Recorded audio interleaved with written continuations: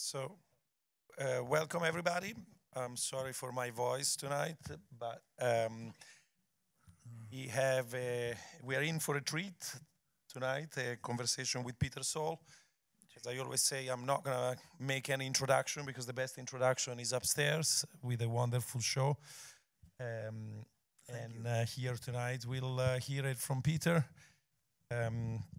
Get your pens and cell phones out because Peter is pretty good with outrageous quotes, and, and so I'm sure it'll be quite entertaining. And of course, also at the end, we'll take questions from the audience. Unfortunately, I do have to ask Peter a few questions that he discussed on other occasions. And maybe I'll start, though, from what was America like when you decided to leave it in 1958? When I left it in 56, let's see, what was it? Well, it was very punitive, for one thing. I mean, it was much more punitive than now. What was it like? Gee. Was it like your paintings upstairs? Was it? It was very severe. There was a lot of execution going on, which I was not objecting to. I thought it was interesting. The electric chair is part of the culture. And us kids, we always thought about it, wondered about it, whether the body would be too hot to touch after the volts go through it and stuff like that. You think about these things when you're 8 years old. What else was there? Well, I lived a privileged life. There was a live-in maid. My mother was very, very not inclined to be a mom. She wanted her job back. She's told me many times I was never cut out to be a mom or a housewife. So we had a live-in maid who did everything. She laid out my clothes in the morning and, you know, just really nice. And I didn't see much of my parents, quite frankly. I don't know. Anyway, so I went to school, and I went to art school, and let's see, what was that like? That was in St. Louis, Missouri, and that was from 52 to 56. And what happened there? And why did you go there? Well, my parents were very upset when I said I wanted to be an artist because in those days, art wasn't a recognized occupation for men. It was only for women. And my first art class at Stanford had 35 women and me. So that's the way art was in Stanford University in 1951. Anyway, so they're very upset. So I said, well, okay, I don't want to make you feel terrible. Why don't you pick the art school I go to?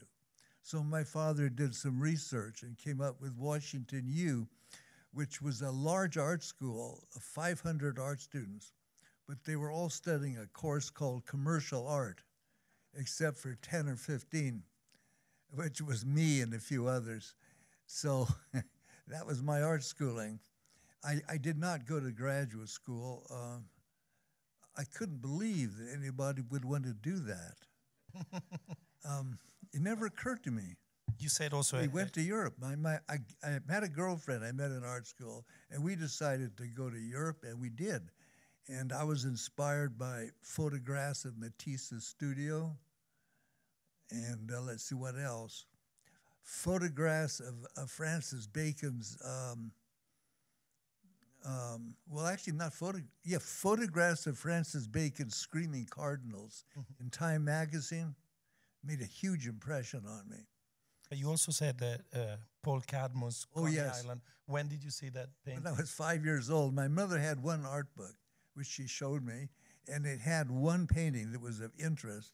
Well, actually, 2 or 3 paintings of interest. The main one was Paul Cadmo's Coney Island, which you can see at the Whitney. It does exist, and I did see it a few years ago, finally.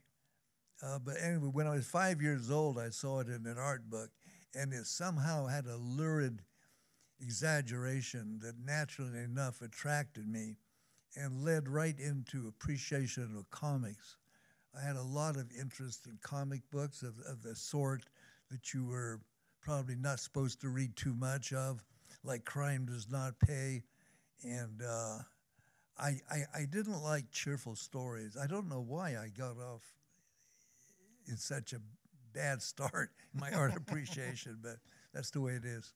Well, you say your art teacher kicked you out, no? Of his Oh, the art history teacher. Yeah. Well, I hadn't been there very long, maybe a few months. And we took a course called art history. It was compulsory. And we just got through the caveman's idea, 30,000 years ago. And he called me in and said, I don't want anybody in the back of the room snickering, so I'll give you a B if you don't show up. and so as a result of that, I said, sure. So I had more time to paint because I was looking for my art style, of course, and I needed the time. And that's why I didn't know anything about art.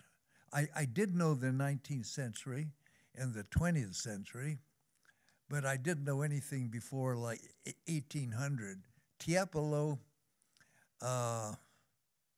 Michelangelo, what the hell, one big period, Nothing to say about it, really. Fra Angelico, same, who knows? So I didn't know anything about art, but I didn't mind. I didn't feel that I'd made a mistake in not knowing these things.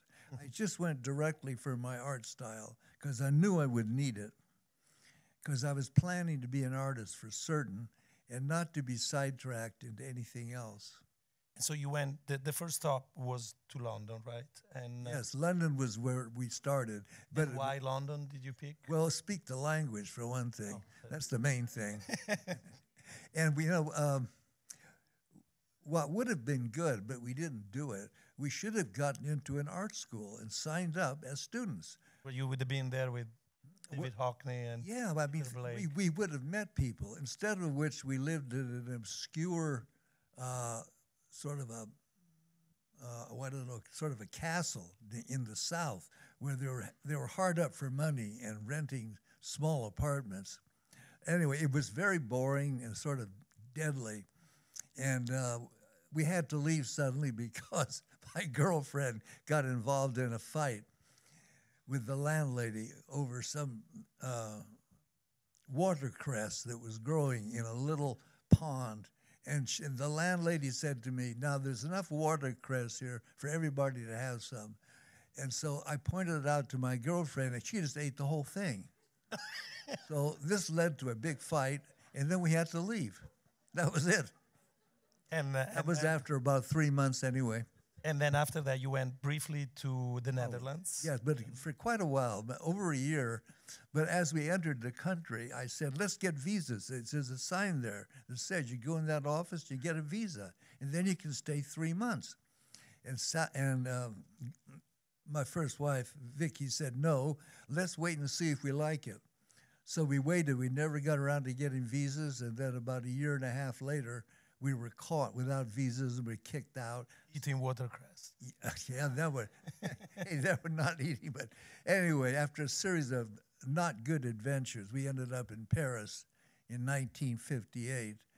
And we didn't have much money left, although we'd started with quite a bit by the standards of those days. My girlfriend had restored murals rather skillfully in the St. Louis courthouse and saved $3,000. And I received a $1,000 graduation present. So we had money, which we wasted. Anyway, so there we are in Paris, and I began to think about art. I began to think some kind of art that I could do that would be interesting to somebody else besides me. And what were you painting at that point? So that's what, 58 or 59? 58. Well, in Holland, I was painting landscapes as best I could. And in Paris, were you already? In Paris, on the train trip to Paris, I said, well, we got to do something different now. So I thought, well, I'll compromise. I'll do the American thing, try to paint like de Kooning. Of the handful of people I knew so far, and this is only maybe 5 or 6 people, period, that I knew, including my girlfriend and who else? Was there anybody else almost? almost nobody. The handful of people that I knew said, if you want to sell paintings, it has to look abstract expressionist. That's all there is to it. The world wants it. And sure enough, we got to Paris, and there was these big art books in the window, Rothko, de Kooning, Pollock, and so on. It looked like enormous economic power from New York City. So I thought, well, all right, I'll give it a try. So I did. I became an abstract expressionist, and it was easy to do. And after a few weeks, I was an expert. And then what else to do? So what I did was I started putting in other things to make it really interesting. And that's when I started to put in the things that pop artists do. So that's when you started painting on the Life magazine? Oh, yes. Well, actually, that was at the same time, yes. Yeah. I found a couple of old Life magazines in a flea market, and I drew on the photographs in the magazine, which I didn't pay any attention to at the time. But evidently, now they're in art books. So anyway, times change. And so at that point, you felt you were trying to find a way outside abstract expressionism, or what was the impetus? No, the idea was still abstract expressionism is the thing you got to do. But I knew down deep that I'd have to rebel somehow, because it's just obvious in the field of modern art, if you follow the rules, you're dead. Mm-hmm. Even occurred. I mean, even at the age of whatever I was back then, 59, I knew that much. That was available to me just from reading Time magazine. You had to break the rules, but to find out the rules, you had to, God, I don't know, use your imagination or something, because people said, that's not the rules, that's just common sense. Mm-hmm. So, you know, you're stuck there. And who else was in your art world at that point? Which galleries would you go to? Or? Well, I went to the galleries on the Rue de Seine in Paris, and they showed American art sometimes. I don't recall anybody very famous that I can recall immediately, but there was occasionally artists there from the United States. And how did you? Well, you didn't really encounter him at first. I didn't encounter anybody. How did you come in touch with Roberto Matta? There was somebody. Well, actually, I saw some of his drawings in the Gallery du Dragon. This is 1959, 58, 59. I'm a little vague on these exact dates because, I mean, obviously it's a long time ago. What can I say about it? Well, it was a very unpleasant person who was actually the teacher of the Wellesley students. Wellesley, I think a girls' school in Manhattan somewhere. They had a branch in Paris, and I worked in this public studio in the American Students and Artists Club, and one half was for people like me, and the other half was for students of Wellesley College. And they had a teacher named Roger Barr, a really bad artist and one of the most unpleasant people I've ever met. And he knew Matta's address and phone number. I don't know how. So it took a long time to get it from him. But after a series of catastrophes I won't go into, he said, okay, I'll give it to you. So once I got that phone number and the address, I mailed off a bunch of drawings. And he didn't respond, of course. Everybody's too busy. I don't respond to those things either, actually. People send me drawings, and I just put them on a desk and forget about them for 2.5 or 3 years. And then something happens to them. I don't know what. But, I mean, I've ignored gifts and friendly entreaties and everything, so I know how it is. But at that time, I thought, I'm desperate. I'm going to phone him. So even though I'm not a phone person, absolutely, I did evidently obtain usage of a phone where I was living, which was very difficult. Phone was a big deal in those days in Paris. To phone the United States was $150 for 3 minutes. I mean, it was a big deal. And even to phone someone in Paris was a big deal. You sent something called a pneumatique, which was a typed message to the local police station, and a guy gets on the bicycle and takes it in the form of like a telegram in the French language to the address. And that even cost something. So you wouldn't mess around with contacting people in Paris in 1959. Very, very difficult, expensive. But I did so and met him. I mean, he said, go see Alan Frumkin at Hotel Lutetia. So I did. I went there, and he was there, and I showed him some drawings, and he was very impressed. And he said, let's do business. And he said, I'm going to buy them from you. He said, what do you want for them? And I said, $15 each. And he said, oh, I'll do better, 25. And every time you need more money, you just send 4 more to me, and I'll send you $100. So money problems were over with. That was the wage of a normal French factory worker. It was $200 a month. And I could easily have that. And at the same time, I also found a gallery in France, and the whole thing worked out very nicely. And my life has been free of financial stress since that time. I haven't had any financial stress. I just go through the days, do what I want pretty much. If I've had stress, it's from women rather than money. Okay. And I want to ask you 2 things. So did you eventually meet Matta or not? Eventually, but very, very briefly. Mm-hmm. We met him in did we meet him in Paris? I guess it was. Was it William Copley's house? Yes, well, that's right, William Copley's house. Gee, you're thinking faster than I am tonight. I'm sorry. Anyway, it was an unusual meeting because he said, Peter Saul, I'm glad to meet you. But what are these funny sweaters? And he picked at my sweater. And it's true, my girlfriend, my first wife later, had made these sweaters for us. But she didn't know how to knit or anything. So they were very lumpy. They were really, today they would look great. They would look great today, but then they look crazy. You know what I mean? Like trying to keep warm or something. Poor people keeping warm. So she was offended, so we didn't get to know Matt, and that was the end of that. Actually, I didn't have much taste for knowing people. Oddly enough, what I really wanted was just to relax in a nice-looking city. I didn't bother to speak the language. I mean, I just learned 200 words, maybe, so I could get around, so I could buy what I needed to buy. But basically, I just wanted to relax by myself in a beautiful city and do anything on canvas that I wanted to do.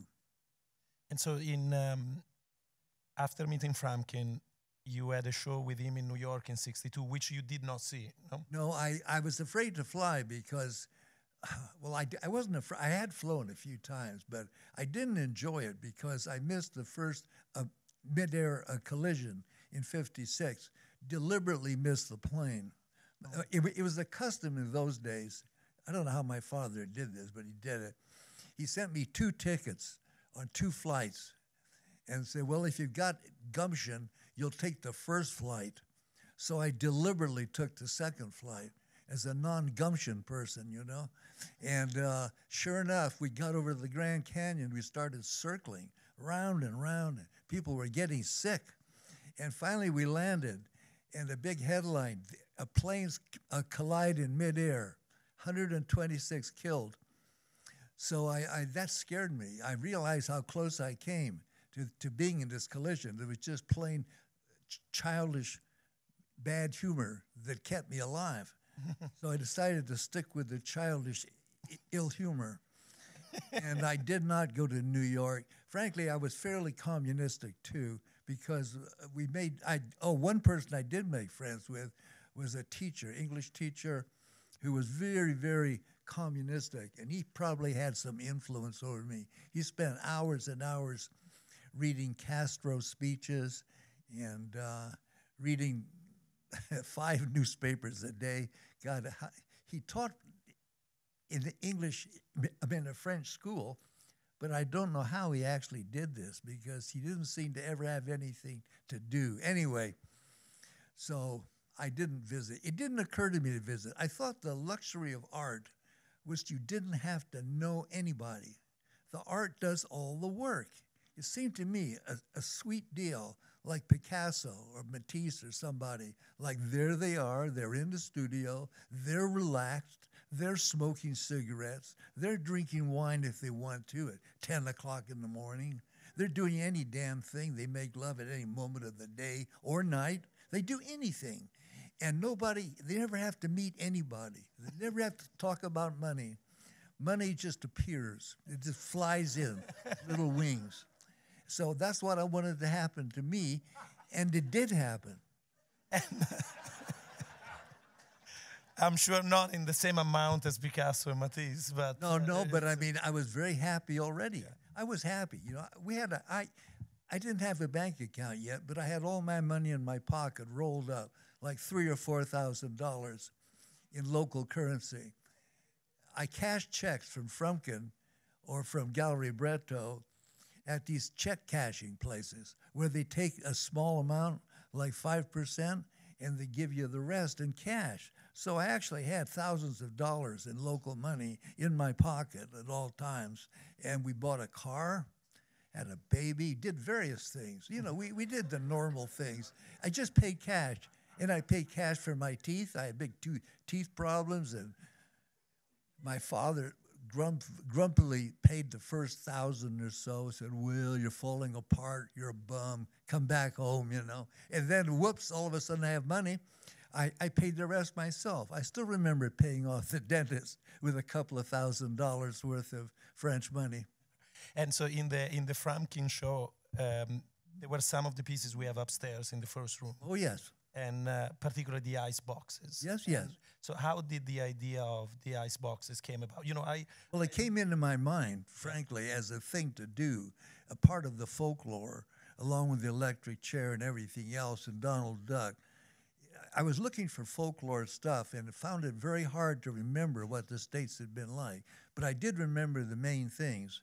And the icebox was one of those things I remembered, advertisements in Life magazine. So actually, I went to the trouble of actually going to the American Library and looking at a whole bunch of Life magazines to refresh myself on what an advertisement for an icebox looked like. Did you have a fridge in Paris? Oh, no. But there, not in the kind of place. Not in the house, yeah. No. It was strictly, you know, bring it in and eat it.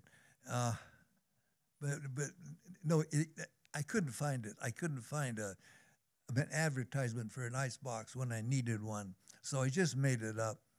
And actually, I make up everything in my pictures. Mm-hmm. Unless I absolutely have to have a photograph, I don't use it. If I need a celebrity, I will use a photograph. I'll square off the celebrity's head on the correct place on the canvas and paint him in my art style, but it'll be recognizable. But otherwise, I don't use photographs. I just make everything up. I don't do any research whatsoever. I don't read magazines to find out what really happened. I'm not interested in what really happened. It's not truthful, but I don't mind if truth is revealed. And at the time of the ice boxes, and often in the actual ice boxes or in the bathroom sex murders, starts to appear this cast of characters like Olive Oil, Superman, Donald Duck. How did they come about? Well, and it's in the same year that they're entering the picture a thing like bathroom sex murder would be an attempt to have a sensational title. Uh-huh. There's nothing actually in the painting that justifies the title. I just wanted to make certain that my art would somehow or other be noticed. And I guess I wasn't capable yet of doing anything sensational enough to be noticed, in my opinion. Mm-hmm. So I just titled it anyway. Within a couple of years, though, I did get some pretty sensational subjects for the time. And after the show at Frumkin, he sends you a copy of what? Our News? Oh, an article Art on International. Pop Art International. Yeah, that's how I found out about pop art. And frankly, I wasn't happy about it because I had hoped this was my idea, you know. But here are a bunch of other people doing it and doing it more positively because I would have thought if you copied something, the first thing that would happen would be you hear from a lawyer. But evidently, that isn't the way it worked. You know, I mean, Lichtenstein and Rosenquist, people copied stuff, and also other people, you know, Mel Ramos and so on, and nothing happened. They weren't sued, or if they were sued, they won, or something. I don't know. But anyway, I was very, very surprised. And Warhol, too, although Warhol was less prominent at the start than the other people. Lichtenstein and Rosenquist were very prominent. And did you ever hear from Marvel Comics or? No, gosh, no. I made certain that if I did things, they were completely rearranged, reimagined. I never actually copied any comic books or anything. I just got the idea and started out. Were you reading comics in Europe at that point? No, they were not available, but I remembered that I had enjoyed them, and it was part of U.S. folklore. That was the thing. I was looking for folklore. I think what I had in mind was that abstract expressionism, as far as I knew, was the style, the thing you were supposed to do. So I did know enough to break the rule. So I thought, well, I'll put in something that you're not supposed to have in the painting. And that would be U.S. folklore, because I remembered from reading some article back in the early 50s that the abstract expressionists were extremely upset by the art of the 30s. They thought it was really bad. So I thought, well, I'll have some resemblance to the art of the 30s. Yeah, so that's it. That's how the toilet appeared in your painting? Yeah, the toilet. Oh, the toilet appeared because of John Bratby, another artist, an English artist named John Bratby, the kitchen sink school. Yeah. He actually painted a picture of a toilet that won a big prize, $10,000 in 1953 or 54, big international competition. And, well, the U.S. art world was very upset by this. There was all sorts of complaints. Art News magazine was full of letters from famous artists saying, this is a scandal, this is trash. And I was immediately like John Bratby's painting of a toilet. I remembered it. And so years later, when I wanted something to put in, I thought, well, we've got the bathtub, we've got the sink, toilet. Here it comes. And then I thought, why not give him little legs so he can run around? And this is because I remembered a comic strip called Smokey Stover, which is more obscure. But Smokey Stover is where I got the idea for a number of the things that I did in the first years of my known art career. Little legs under things so they can run around, that kind of thing. That's Smokey Stover, a comic strip in the San Francisco Chronicle, roughly 3940. And I'll jump to your Italian phase, which is the main reason why we did this show, because of my accent and your Roman origins. But no, kidding aside, so after that show in New York, in 62, you decided to celebrate by going to Rome. Yeah, we wanted to get sunshine and glamour. And how did that go? Pretty good. Although we didn't ever get much into Rome itself. We lived on the last street before Rome stops and the countryside begins. And it took the post office a few weeks to find out where we were. It was very complicated, but yeah, we liked Rome. Yeah, we liked it. We didn't go anywhere near the museums, actually. We had a small child, and we had another baby while we were in Rome. Let's see, what can I say about it? You showed, though, in... we had an art... Oh, I had an art show, yes. No? I had an art show, La Tartaruga, a famous gallery. He actually knew my work and wanted to show it, and he introduced me to Cy Twombly and some other American... Was showing in the same gallery. Showing in the same gallery, and was working in a sort of a studio, a large studio that was shared with about 5 other artists who I also got to know.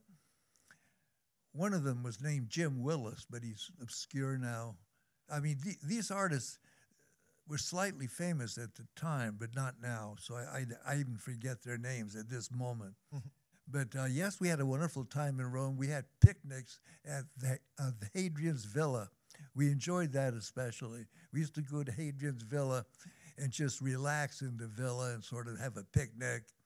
And what did you think of Twombly's work at that point? I didn't when I look at the paintings upstairs, I'm thankful you didn't read Greek mythology and you read other sources instead. I didn't think of this, of Twombly's art. I mean, I just thought of Twombly himself because he lived in an enormous apartment, like a Pope's palace kind of thing, a fantastic place. But he told me it wasn't very expensive. It was kind of amazing, right in downtown Rome. He was a very friendly guy. For some reason, partly my girlfriend was not fond of other artists, even beyond me. I mean, I didn't crave knowing other artists, and my girlfriend might have been positively hostile. So we didn't get to know very many people. So I don't know what I would say really about that. I didn't think about other artists and their work much if I didn't have to. Yeah. And in '64 you came back to the States because... Because my father died and my mother said, if you come back and live near me, I'll put the down payment on a house. So she did. We went back very slowly. We drove across the United States, took about 6 weeks or a couple of months, staying in motels, looking at stuff. It was very, very interesting. So what did America look like to you in '64, '65? Well, San Francisco was interesting. It was just becoming fancy, just becoming gentrified. Areas that had been a slum when I was a kid were getting fixed up and would soon be super fashionable. Let's see, what else can I say about it? Well, the hippie thing. Oh, yeah.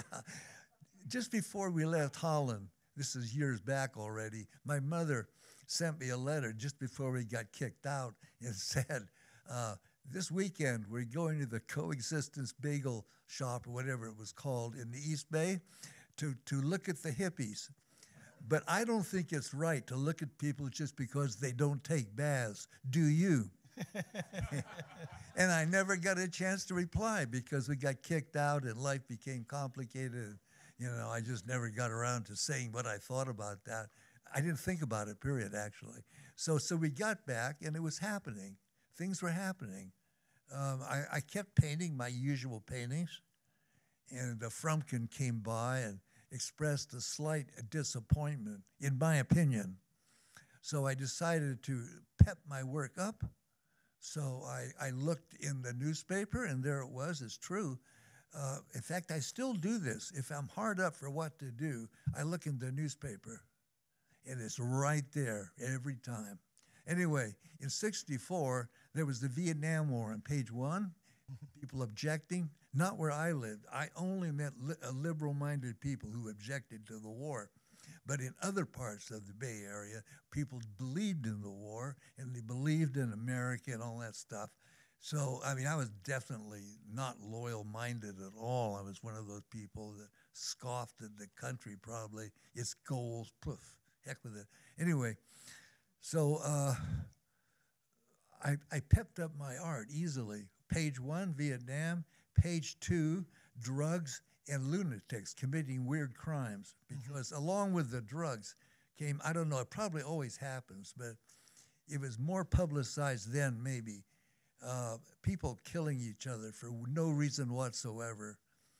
There was also psychology was a big psychology was tremendous. In fact, we even met one. You met a doctor? Sells. I'm not Sells. What's it? The other, Sells is the museum guy. There's a famous psychiatrist. Oh, yeah, I forgot. I should check it in the book. You know what I mean. But anyway, it turns out his mistress secretary was a friend of a friend. So we got to meet him and down at Big Sur, and it was nice. I enjoyed that kind of thing.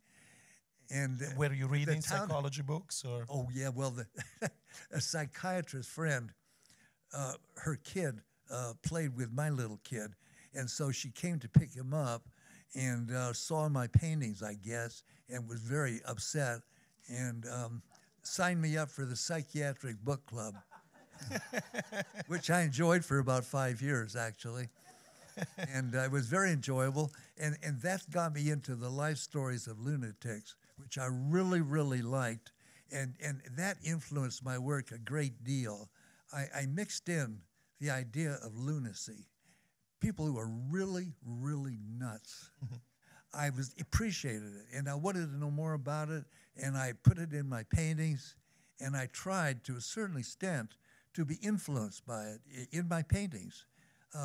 It's a thing that I can do, and I found out because I was meeting art students by this time at UC Berkeley, at UC Davis, and so on, and the vast majority of people that I met were not able to use their imagination at all, except for very nice things, like, you know, what to buy Dad for Christmas. That's their idea of using their imagination. And they never imagined their neighbors blown to pieces by bombs or anything like that. And I seem to be quite able to do that kind of thing. My imagination is not bothered, and I seem to be okay. I mean, I don't have to do any crimes myself. I just imagine this stuff. There's no harm in it. So anyway, I put that in, and that was a big, big deal. And who were your peers then? I'm curious. You actually feature in the first video by Bruce Nauman, no? Oh, yes, I did meet the artist. Yes, absolutely. After I'd been in California for about 2 months, a guy knocked on the door, dressed like a cowboy, and he said, "Hello, are you Peter Saul?" And I said, "Yes." He said, "Well, I'm an artist too. My name is William T. Wiley, and I live down the road 2 blocks. And sure enough, he did. And that introduced me again. By this time, Vicky was not interested in these people very much, so it was just me at this point. So anyway, I got to know him, and I got to know his favorite student, Bruce Nauman, and Bill Allen, and the artist, Robert Hudson, the sculptor. And let's see, who else? Well, there was numerous ones, really. I didn't get to know them all very much. And some of the main ones I didn't meet at all, period. Roy DeForest I met, got to know him. Robert Arneson. Yes, I got to know these people. Many of them were featured in this now legendary show, Funk Art, yes, no? That happened at Berkeley. Yes, that was something. That's Peter Sells, yes. Yeah. So Peter Sells had left MoMA, where he had curated new image of man. And they had this tiny little museum called the Pump House in Berkeley. And anyway, this I knew later, but I got a phone call one day from somebody in his office saying, "Peter Sells would like to visit your studio." I said, "Okay, great, you know. Maybe he's planning some kind of use for my art in a show or something." So sure enough, here he comes with about 10 graduate students. And he comes in, and he's very thick German accent. And he said, "What do you think word fuck?" And I said, uh-oh. This guy's into sex, you know, but I'm not into sex with this guy for sure. I said, "I don't know. I don't think anything of it." I said rather defensively. And he said, "That's what I thought." And anyway, he looked at my art, didn't say any more, went away. And about 3 weeks later, I got a phone call from someone in the Pump House office saying that my work was going to be featured in this show called Funk. And when that happened, some of the artists I knew were rather upset with me because they felt I shouldn't be in it because I'd started painting these pictures of Vietnam and stuff like that, you know, and was doing electric chairs anyway and all that. It just wasn't their thing. The funk people were into calmness, a beauty of living, where you know who you are and you know how you relate to other people and stuff like that. So I didn't know quite, this wasn't my thing. But anyway, the show took place, and my work was there, including, oddly enough, that big painting at the Whitney, this upstairs, you know, called Saigon or something. They put it behind the coat rack, so you couldn't see it. They were very upset by this. But they did it because my art dealer, Frumkin, was a friend of this guy, Sells. They both spoke German, I think is what it amounts to. Anyway. And what was the reception of those Vietnam? So you did in the Vietnam 65 shows a drawing show, yeah, and then a painting show 2 years later, I think, no? Well, I forget the exact sequence, but the Vietnam shows were later, 67. Yeah. Something like that. But 65 is the drawing Vietnam show, I'm pretty sure. Okay, well, I forget, It's quite okay. frankly. So what was the reception, if any? None, pretty much. Really? Well, let's see, there must have been some attitude. I think Hilton Kramer hated them already. Oh, yeah. Yeah, actually, seriously minded people who were serious about art really despised these paintings, which told me I was on the right track. You know, it's funny how these things work, but I just am very comfortable as a rebellious person. I don't know why, but I'm more relaxed and more myself when I'm against huge numbers of intelligent people. I like to represent a small number of people who were less intelligent. And I do this, and I do it again, and I'm comfortable this way, and so I don't think there was much response. There was some. Frumkin was pleased. Frumkin was pleased, actually. He never asked me to sell anything. He bought the work. He supported me in a certain level, which was like, I would call it lower middle class with a little bit up towards the middle. You know what I mean? It's like that anonymous area where people have money coming in from stupid jobs. You know, I don't know what I'm talking about. But did you know people? No, I'm curious. Did people put on their walls the electric chairs and Pinkville and? A couple of people did. And you saw them in their houses? No, I never saw anything of mine in a house. No, that would have been weird. No, he just put them in a closet after they were shown. And around that time, you also started these crazy paintings, which I call the allegories of bad government. All about the government of California. And those were made in an abstract expressionist mood, you know. I don't like to follow rules very much, so what I would do is I just put something on the canvas, like Ronald Reagan's head, and then I'd say, well, what next? Mm-hmm. How about the Golden Gate Bridge? So in it goes. And then I would say, what next? What's he doing up there? Well, he's pooping. So that comes in. Yeah. And then I say, well, this is getting silly. Let's have something serious. What do we have on the other side? Something profound. I know, Martin Luther King. In he goes. And it would keep on going like this. You know what I mean? I would just look for stuff to happen. I wished I'd had a better title for the governor of California. So you That's think a feeble title. You think they were more about your psychology or about what was happening around you? It was neither. It was an abstract expressionist fun thing where what happens is, well, abstract expressionists do have a nice work day. They splash on the red and then, whoops, it needs the green. Here it goes, you know. They splash around. They have a lot of fun. I mean, the only problem is when the day is done, all they got is a lot of paint. Whereas, see, when I finished my work day, I had all this crazy stuff going on. Yeah. Which I thought was a lot more interesting. So I just did it, you know, and that painting is a good example. I still paint like that sometimes. Mm-hmm. When I'm not in the mood for rules, I just put something on there and hope for the best. And you started using also acrylic and day glow. Yes, How did that come about? Well, there was an art store, a Mexican company that made day glow, and somebody told me about it. So I went and looked it up and bought it. I think they did a full line of acrylics, but I started with the day glows. I used them to surround the parts of the painting that were made with oil paint to make a lot of contrast. I wanted to have a lot of contrast. And in 74, you went to Austin to become a teacher? No, that was years later. Well, not that many years, 1981. Oh, I thought So the 70s you spent in the Bay Area? Up until 75. In 75, Sally and I left, and we went to Westchester County, where we rented the house very inexpensively of an art dealer in the Bay Area. And she'd inherited a mansion, but insurance rules were someone had to live there in order for it to be insured. So we moved in. And Sally and I.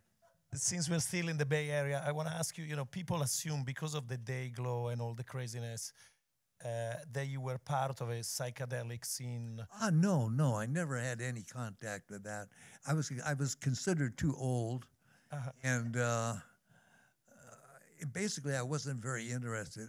I never wanted to change my thinking. I enjoyed my thinking, quite frankly. Why would I change it? You know, it'd been successful, and everybody in the art world that I wanted to be friends with was friends, I think. But you did have some contacts with the so-called underground comics world. Oh yes, I met them. I met them through a Berkeley student who, well, his gimmick was so strange. He said, "I want to help you get stations, better stations on your radio." And I said, "What? What's wrong with my radio stations?" "Nothing wrong with them." He said, "Oh yes, I can get you better stations." So okay. So over he comes. And while he's there, it turns out what he really wants, he's starting a comic book. And he says, "I've got 3 artists who are going to do this. I've got S. Clay Wilson, who knows your work and helped you." It turns out he helped me at some point earlier. I didn't know anything about this. Anyway, S. Clay Wilson, you, and a guy named Robert Crumb, who's already done comic books. And he's going to come over and show you how, because there's a trick to it. I said, okay. So anyway, about 3 weeks later, I said I would do it, but I had no intention of actually doing it. I mean, quite frankly, I say yes to anything, and then I don't do it. That's the thing. I just forget it. Anyway, so then time passed, and he came over, and he showed me what he needed to show me. The main thing was, when you're doing underground comics, the printers will cheat and skip the ink, not use enough ink, so that you have to over-ink everything. And that's probably part of the basis of Crumb's style right there. Now, this is 1967, Summer of Love, while I was painting these Vietnam things. So I showed him my Vietnam painting rather proudly, me showing Crumb. And he thought that was pretty stupid, you know. You also show them to Joan Baez, right? Joan Baez. Sorry, I can't pronounce. That was a failure totally. What happened? She'd have said, "This is disgusting and bad. What we need to protest the war is beautiful things like wheat fields and children smiling." So I failed in that one too. Yeah. So, and then you went to Austin. I mean, we could probably stay for hours, but we'll fast forward a little bit. In Austin, you tried to apply the same pedagogical method of your art history teacher to your students. I did, because it turns out that the way the colleges work today, I had no idea about this, but it had changed, is that everybody has to take a class in art. Say you're a doctor, going to be a doctor, lawyer, or something, you have to take an art class anyway. And these people are always looking for an easy-to-do art class. That was me, you know. So I always had my students, but sometimes I only had as little as 2 or 3 who were planning to be artists. And the others, there was always 17. The others were not, you know. They were just, I said, "Would you like to go away and get A?" And you always said yes. "Yeah, I want to do that, Peter Saul." I said, "Okay, go away and get an A." And they did. I did that for the whole 19 years. For how many? 19 years. I did that, yeah. It worked well. It worked fine, yeah. Texas was an easy place to live, and we enjoyed ourselves immensely. Yeah. And at that point, what was your audience or your public? Actually, I don't know. You know, the thing is, we didn't. I don't know what to say, frankly. I mean, what was the audience? Jeez, Frumkin. Yeah. Frumkin was the audience. Was there other audiences? Well, yes. Actually, somebody showed me an article in Art Forum magazine written by Mike Kelly. Mike Kelly, yeah, the famous artist. And it mentioned me, you know, and I thought, God, that's incredible. Who is this person who can write articles for an art magazine? I mean, I was so far removed from the power sources that it never occurred to me in 100 years that an artist would be able to write an article in Art Forum magazine. I thought it was only for experts, wealthy people, and so on, you know. But evidently... Did Mike come to see you in Austin, or...? I might have, but I got to know him slightly. Yeah. I have no idea why he committed suicide. That was so stupid. Yeah. And Paul McCarthy came to see you. Yeah, oh yes, we did a picture together. Yeah, which I'm sure a psychiatrist would really enjoy. Probably. But so at that point, which is, you know, you had a very long career, and throughout your career, in a sense, you've been... Peter is checking his watch because he needs to go for dinner. With No, actually, yeah, but I'm really making sure we don't overrun the time. Nice. I think they're enjoying it still. So it's so in a sense you've been rediscovered multiple times. That's like yes, but mostly it wasn't very real. I think that the modern artist's career is a sort of hollow. Frankly, it's a hollow situation where if you feel famous, you are famous. It's as simple as that, you know. And so you enjoyed the remoteness, or? Oh yes, I still enjoy remoteness. Yeah. And but did you enjoy the attention of Mike Kelly or Paul McCarthy or Raymond Pettibone? They're all.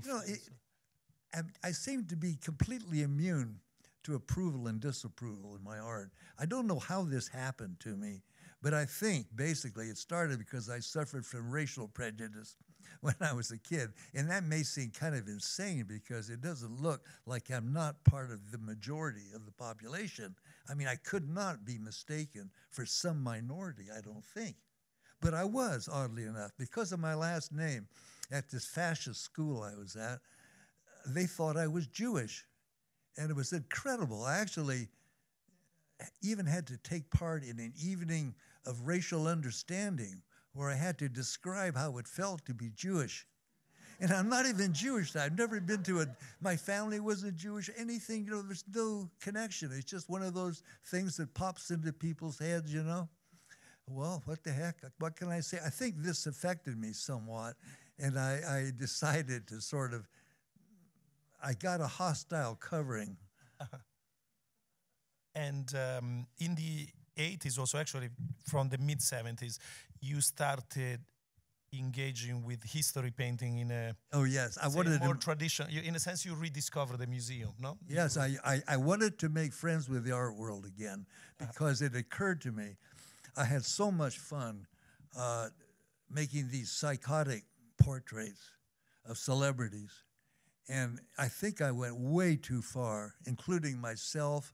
This is all from imagination, I imagined myself making love to Warhol, things like that. This is very far-fetched, you know. I have no idea what he's like. I only met him twice for 5 minutes and don't know anything about it. Anyway, the whole thing was so crazy. I enjoyed myself immensely, fooling around with psychiatry, but not the way a psychiatrist would do it. I was having fun. However, other people weren't laughing. You know, it's like that situation where the comedian discovers nobody's laughing at his jokes. I suddenly thought, uh-oh, gone far enough, go in the other direction. So then I looked into the museum situation, and I started to make new versions of various old masters, basically. I'd even begun it before that. I did Custer's Last Stand. It occurred to me. We stopped by a little museum. This is 1973 or 73, yeah. We stopped by a small museum called the Buffalo Bill Museum in Northern California, and there was a painting of Custer's Last Stand, and it was so lousy that I said, hey, I can do better than that without knowing anything. And this guy studied it for 20 years, you know. His painting was lousy. So anyway, I got right to work and did Custer's Last Stand. Eventually did, I think, 3 versions of that. And after I got tired of doing the celebrities, by the way, they were shown, these crazy paintings, which I enjoyed a lot. They were shown, and they were reviewed. Yeah. in formal terms. It said in the art form, Peter Saul paints on cardboard tightly wound pictures of the human figure. Something like that. Ho-hum. Anyway, so I quit that, and I went into the history, and then I got into more, well, I mean, I simply do what I do now. I think the main thing that you need to do, this is now rather than a long time ago, is you need to pay attention to the individual picture, because the age of the art style is finished, it's over with. All the art styles are okay now. Whenever I need to use one of the art styles, I just do it.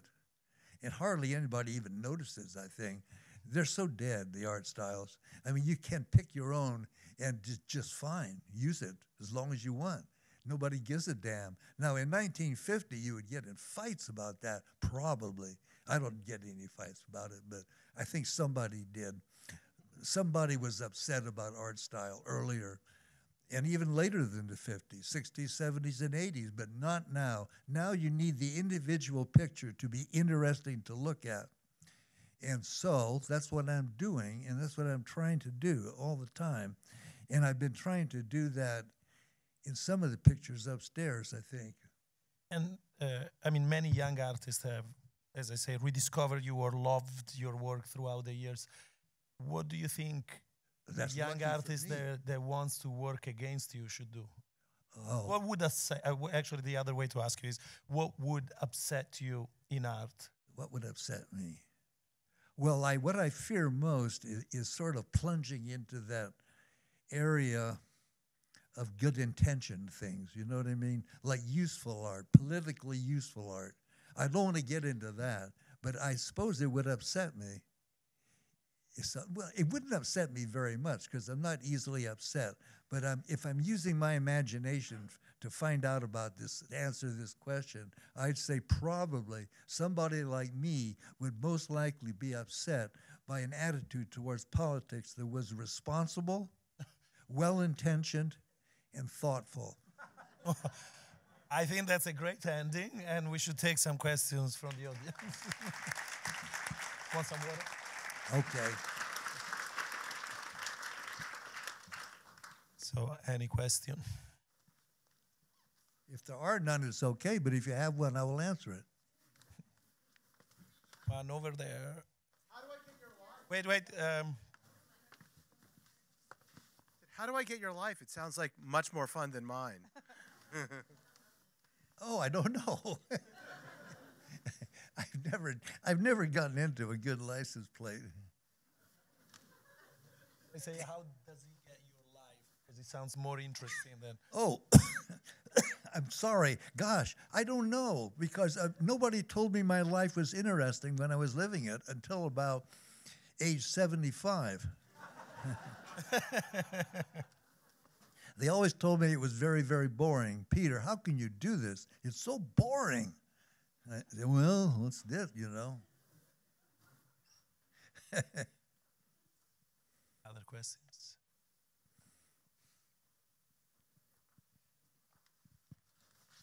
You watch any TV? You watch a lot of TV? Oh, I do, but I don't look up what's on before I turn it on. I mean, we do watch TV occasionally. We watch the debates. I'm tired of them, though. And let's see, we watch Turner Classics sometimes, and we go to the movies. We saw this movie recently popular, which is very good, from South Korea. Yep. Parasites, we like that a lot. And I tend to see the movies that my wife wants to see. So I see a lot of movies in England featuring England, you know, like thatched roofs and 1930 sport cars. Please me a lot.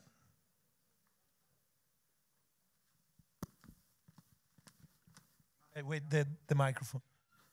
Well, let's start with her and then we come to you. So, was there any point in your career where you felt like you needed to be in New York to be an artist? When I'd what? that you needed to be in New York. Not in, well, yes. 18 to 19 years ago, 20 years ago, I retired from my teaching job at age 66, And I thought, well, that's it, you know. Let's do something. Let's leave Texas and go someplace. And Sally grew up in western New York State. So we came up here, and we settled in a small town north of New York City. And the idea was to sort of get to know the art world. Sally's a lot more friendly than I am. And we sort of got into the art world a little bit. I didn't feel I needed to, but I do think that talking, I'm not doing a very good job tonight actually, but talking is at least as important as the way you paint in having an art career. It's just very, very important. I just can't stress it. No wonder everybody goes to graduate school. They need it, you know what I mean? But were you much of a talker about your art when you... I learned to, and I learned to do it better. At first, I just felt very, very lucky if I met any journalist or art critic. I thought, this is fantastic. I'm meeting someone who could write something. So I would just say anything I thought this person wanted to hear, true, false, or otherwise. Just please write something. And what happened then, they occasionally wrote something, but it wasn't a responsible way to do it. Actually, since 18, 19 years ago, I've been very careful about what I say, pretty much. I learned from being an art teacher, which is a very, very good background for being an artist, actually, because you learn how to talk. For instance, for tonight, even though I'm a little bit tired and not in good mood for it, I've done it better, but I know how to act natural. I know how to say things in a manner that is just sort of okay, that you don't question it. And I learned this. I learned how to do this from being a teacher. So I totally recommend any artist who can find a teaching job to do it, not just for the money, which is good, or maybe good, I don't know, but also for the human practice you get in using your voice, which is really, really important in the art world, in my opinion. Talkers rule.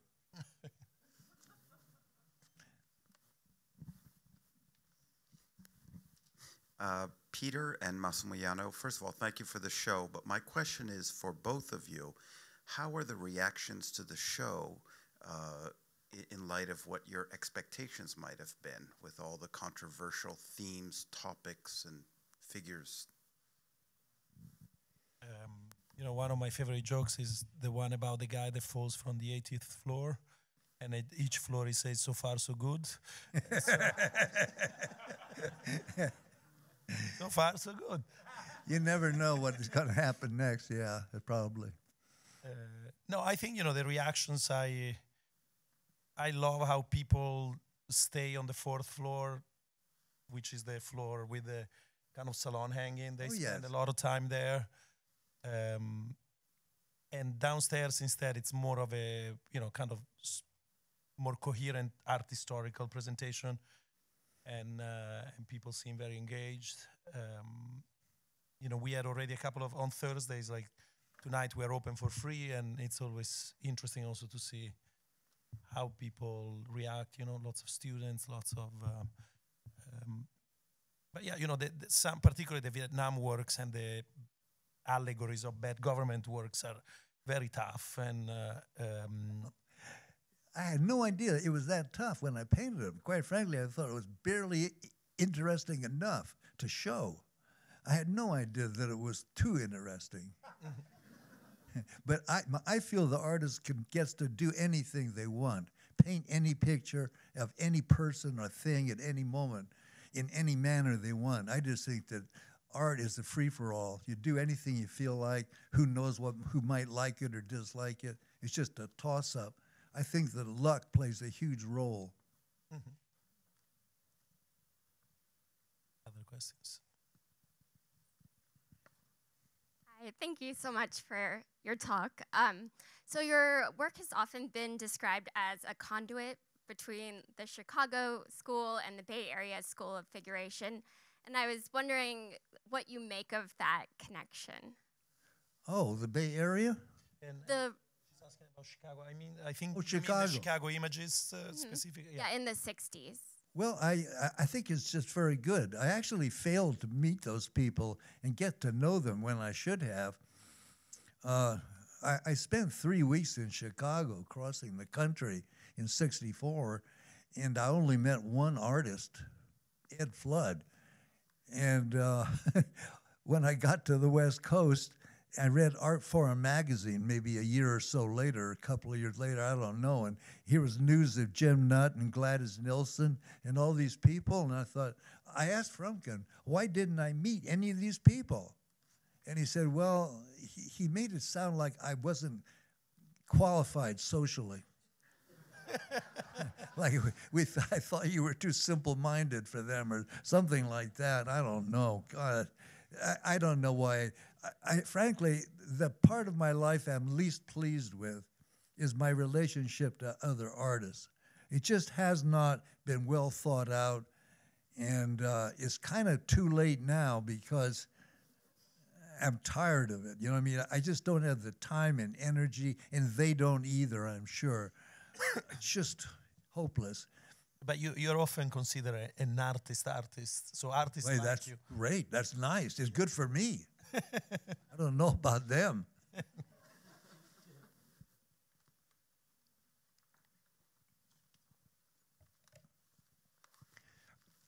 you. Just another word about your composition process, if you could.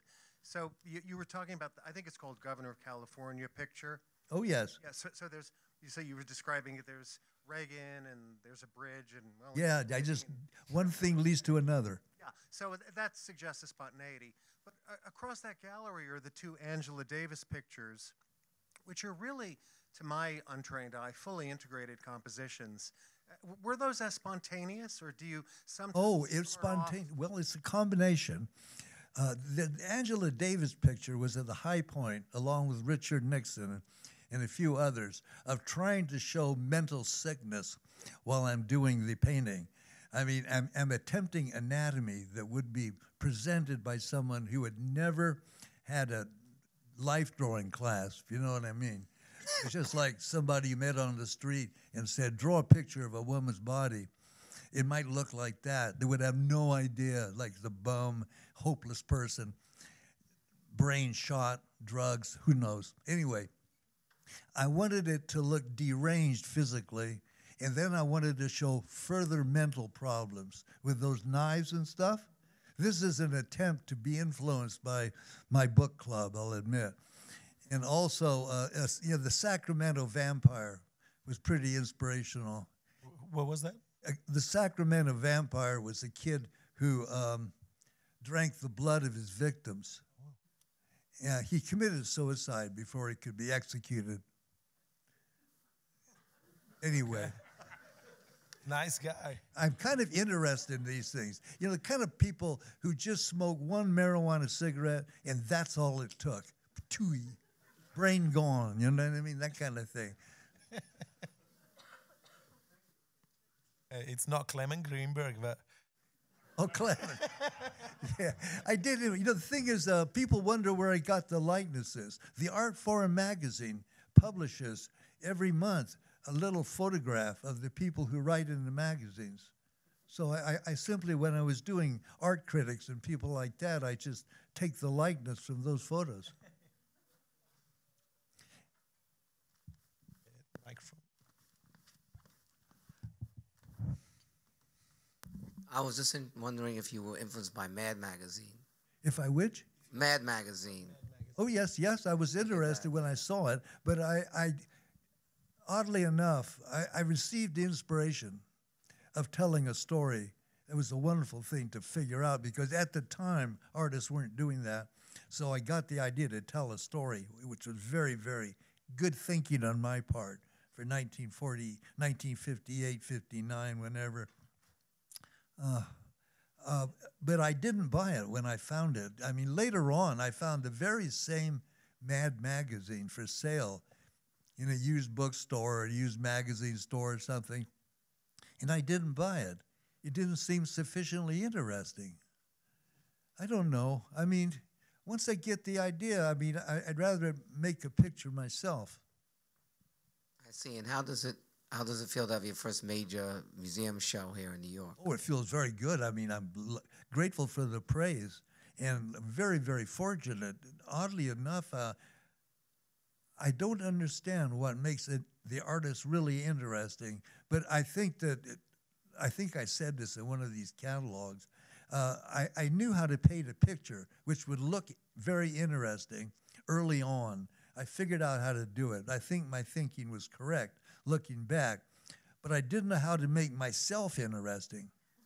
I was boring, even if my work was interesting. And I think this was pointed out to me even by a few people. Peter, you're really boring. So I decided to just wait and see. And at a certain age, I became very interesting to people. I don't know whether it was my persistence or something, or my continuing to be not grown up at an advanced age or something like that. Yeah. You still okay? Or? I'm okay. Hi. What did your parents think of your work? My mother never actually dealt with it. My father died while I was in Rome, Italy, and I don't think he really paid attention to it. He was mainly involved with whether or not it sold. He attended my first art show. Oh, yeah? Yeah, my father went there. He wrote back and said, I met Mr. Frumpkin. He's Jewish, but he's a nice young man. So anyway, I don't know what the parents would really thought about it. My mother, I had one of these big Vietnam paintings, maybe one of the ones in the show here, probably not, but anyway, was going to be shown in Washington, D.C. at that museum. And my mother said, are you going to the opening? And I said, no. She said, well, then I'm going to go. Somebody ought to go see this. So my mother went to the museum and saw my painting on the wall, and she spent so long looking at it that the guard said, you must be related to the artist. And she said, yes, I'm his mother. And the guard said, well, Tricia Nixon was in here, and she looked at that painting, and she went straight across the street to the White House and went in. So I guess Nixon was aware of my Vietnam painting. How about that? Last question, or? Do you still carry a wad of cash of local currency? And how much did your financial situation affect your artistry? Oh, very little, actually. Things just have continued the same for a long, long time. Although we have more money, I mean, I admit to being wealthier slightly, at least. Certainly, yes. But I don't recall. See, I just haven't focused on it. I pay the taxes. I pay 1/3 of the total income, and then hope for the best, you know? Then I pay state, and I just hope for the best. I'm usually off a bit, owe more, but I don't care. I'm not very interested, it turns out. I'm surprised. You're not interested in the money or in I'm not interested in going shopping. Neither one of us are. We're surprised. I mean, we remodeled the bathroom. That cost $12,000, which is not a lot of money for us. But the exhaustion of going around and choosing the faucets and all that kind of thing just drove us crazy. It was a bathroom sex murder. Oh, that would have pepped it up. That would have pepped it up. Yeah. I think that's all, unless, thank you so much. Thank you. You're welcome.